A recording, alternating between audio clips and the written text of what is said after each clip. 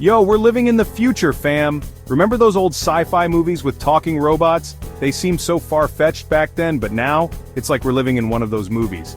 Technology has advanced so much, it's mind-blowing. AI is like their less cool cousin. It's everywhere now, but instead of metal bodies, it's code. It's in our phones, our computers, and even in our homes. It's quietly working behind the scenes, making our lives easier and more connected. Your phone uses AI for facial recognition. Every time you unlock your phone, AI is there, recognizing your face and granting you access.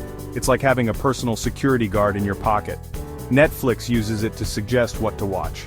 It learns your preferences, knows what you like, and curates a list of shows and movies just for you. It's like having a personal entertainment assistant. Heck, even your smart fridge might be using AI to order groceries.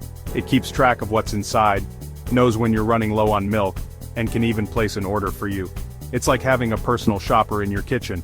We've welcomed AI into our lives, but at what cost? It's convenient, sure, but it also raises questions about privacy and security. How much of our personal information are we giving away?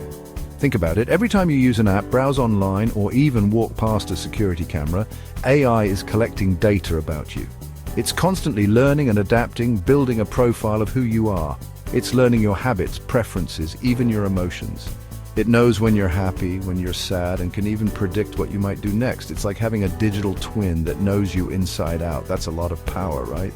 And with great power comes, well, you know the rest. It's up to us to use this power wisely and ensure that AI serves us, not the other way around.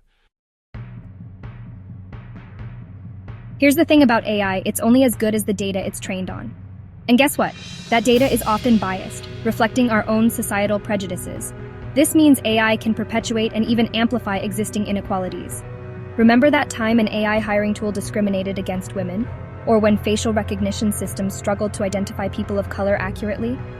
These aren't just technical glitches, my friends. They're symptoms of a deeper problem.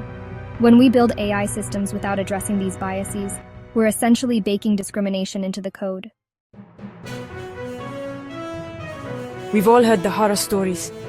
Self-driving cars malfunctioning, AI-powered chatbots spewing racist remarks. Look, I get it. Technology isn't perfect. But when AI messes up, the consequences can be serious.